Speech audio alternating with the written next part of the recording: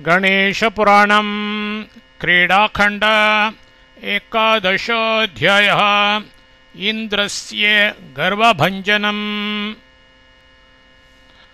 कश्यप उवाच अयं तु मद्गृहे कोऽपि हयवतीर्न परपुमान् अनिर्वाच्य गुणहीनो गुणैस्त्रिभिरणावृतः एतद्विरोधं यः कुर्यात् सपदभ्रंशतामियात् एतस्याद्भुतकर्माणि शृणु मे गदतः सुर।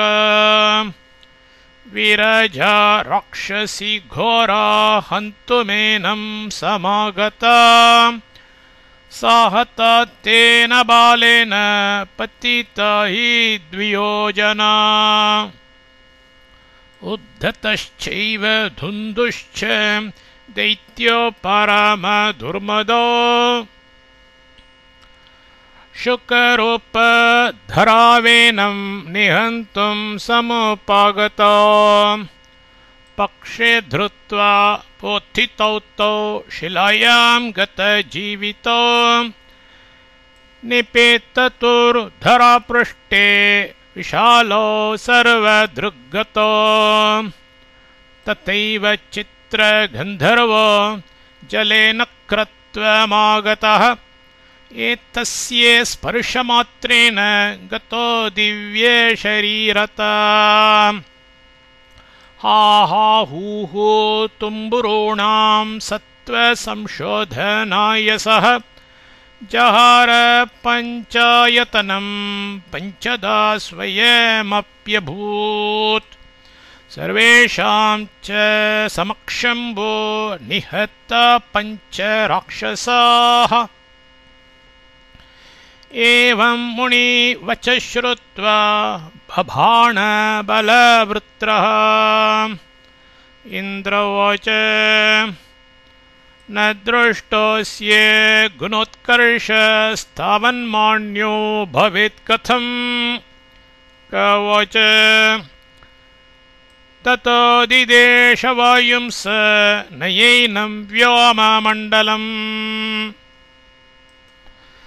तस्यानुज्ञापदं वायोर्युगान्तसदृशो ववो आन्दोलयन् सर्वलोकं भ्रामयन् कुधरान् भृशम्। अकालप्रलयः किं नो प्रारब्धो लोकनाशनः इत्येवं भृशसंविघ्ना ऋषयश्च च कम्पिरे। बटुं नेतो समायातो महाशक्त्या प्रभञ्जनः न चासनं त्वस्य चलं रोम वा समपद्यत। भग्ने वायौ तु सम्प्राह शुष्माणं पाकशासनः दहैनं त्वं बटुं शीघ्रं द्रष्टव्या शक्ति न रद्यते। तदाज्ञां शिरसा गृह्य जगाम तमुशर्बुदः निर्दहन्निव त्रीं लोकान् प्रलयानलसन्निवः। भस्मीकर्तुं द्रुमान् सर्वान् शोषयन् सर्वसागरान् तं दहन्तं जनान् सर्वान् दृष्ट्वा कश्यपनन्दनः तत्क्षणात् अखिलद्रोही भेषजं गुटिकामिव मिलिते तादृशे वह्नौ क्रोधसंरक्तलोचनः। सहस्रलोचनो लोकान् लोचनैः सर्वलोचनैः तावद्ददर्श तं तत्र सहस्राधिकलोचनम्। असङ्ख्यशीर्षमुकुटम् अनन्तश्रोत्रसंयुतम् अनन्तहस्तचरणम् अनन्तोदारविक्रमम्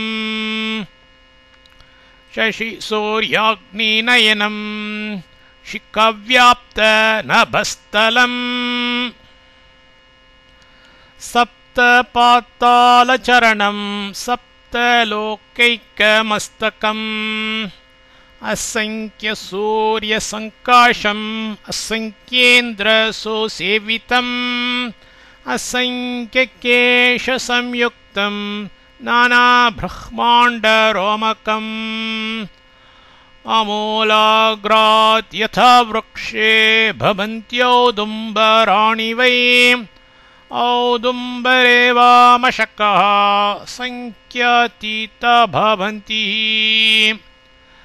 तथैवैकैकरोमाञ्चं सङ्ख्यातीताण्डसंयुतम् पश्यंस्तत्रैव कतरं भ्रान्तशक्रो विवेशः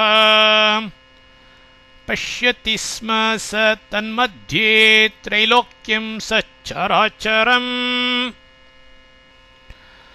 अरण्यकदलीकोश पत्रे पत्रे यथा फलम् असंख्यातं जगत्तत्र पश्यति स्म शचीपतिः बभ्रामभ्रान्तचित्तोऽसौ नालभन्निर्गमं ततः ततो न नाम मूर्ध्ना स वेदं भग्नमनोरथः प्रार्थयामास देवेशं तदा शक्रो गजाननम् शक्रोवाच भूभारहरणार्थं यो जातः कश्यपनन्दनः अचिन्त्य मयि मायस्य किमु वर्ण्यो भवेन्मम निर्गमं देहि देवेश कुक्षेरत्यन्तविस्तरात् अदृष्टपाराद्वर्षाणि 12 भ्रमता मया तव कुक्षो मया दर्शि भुवनानि 14 स्थाने स्थाने विभक्तानि प्रतिरोमाञ्चमेकराट् समष्टि व्यष्टिरूपाणि महाविस्तारवन्ति च दृष्टानि तव रूपाणि सुसौम्यानितराणि च अद्भुतान्यप्यसङ्ख्यानि वक्त्राणि नयनानि च दृष्ट्वा दुर्दर्शरूपाणि जगत्क्षोभकराणि ते दैत्यदानवपूर्णानि सुरमाणवन्ति च यक्षरक्षपिशाचादि चतुराकरवन्ति च विकरालमहोरूपम् उपसंहर विश्वकृत् गतमोहं स्मृतिर्लब्धा प्रसादान्निखिलेश्वर कायेन मनसा बुद्ध्या वाचा त्वां शरणं गतः प्राकृतं दर्शय विभो रूपं ते भक्तवत्सल कवच एवं यावत् प्रार्थयते स्वात्मानं तावदेव सः सभामध्ये गतं तं च ददर्श ब्रह्मचारिणम् पश्यतां सर्वलोकानां साष्टाङ्गं प्रणनामतम् अतिविस्मितचित्तोऽसौ लज्जाहर्षसमन्वितः शृण्वस्तु सर्वदेवेषु नुनाव ब्रह्मचारिणम् जातं मुनि गृहे शान्तं क्रीडामानुषरूपिणम् शक्रोवाच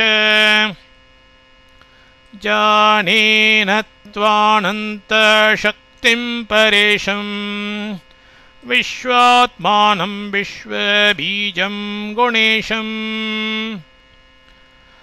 विश्वाभासं विश्ववन्द्यं त्रिसत्यम् त्रिधा भूतं जन्म रक्षार्तिहेतुम् एकं नित्यं सच्चिदानन्दनरूपम् सर्वाध्यक्षं कारणातीतमीशं चेष्टाहेतुं स्थावरे जङ्गमे च वाञ्छापूरं सर्वगं त्वाभिवन्दे सर्वेषाणं सर्वविद्यानिधानं सर्वात्मानं सर्वबोधावभासम् सर्वातीतं वाङ्मनोगोचरं त्वां सर्वावासं सर्वविज्ञानमीडे कवच एवं स्तुत्वा च नत्वा च सम्पूज्य स्वाङ्कुशं ददां कल्पवृक्षं च दास्यो द्वे विनायक इति स्फुटम् चकारनाम शक्रोथ स्मरणात् सर्वसिद्धिदम् जयशब्दैर्नमः शब्दैर्वाद्यशब्दैरनेकधा गन्धर्वगीतनिनदैरप्सरोनृत्यनिस्वनैः व्याप्तमासीत् पुष्पवर्षंस्तदा व्योमधरात्तलम् प्रतिकूलवः नद्य आसन् पूर्ववः शुभाः प्रसन्नमासीत् दिक्चक्रं बभूर्वता सुखावहाः प्रदक्षिणार्चिषः शान्ता आसन् सर्वत्र वह्नयः ततः प्रसन्नशक्राय ददावभयमेकराट् भविता न भयं क्वापि तव शक्ररणाजिरे पठस्व स्तोत्रमेतत्त्वं त्रिसन्ध्यं भक्तितत्परः अन्योऽपि य पठेद्भक्त्या श्लोकत्रयमिदं नरः स सर्वानाप्नुयात् कामान् सर्वत्र विजयी भवेत् ततः शक्रो नमस्कृत्य वरं प्राप्य शुभावहम् ततः सर्वे नमस्कृत्य स्वं स्वं स्थानं ययुर्मुदा ततः सर्वे नमस्कृत्य स्वं स्वं स्थानं ययुर्मुदा इति श्रीगणेशपुराणे क्रीडाखण्डे बालचरिते 11 अध्यायः।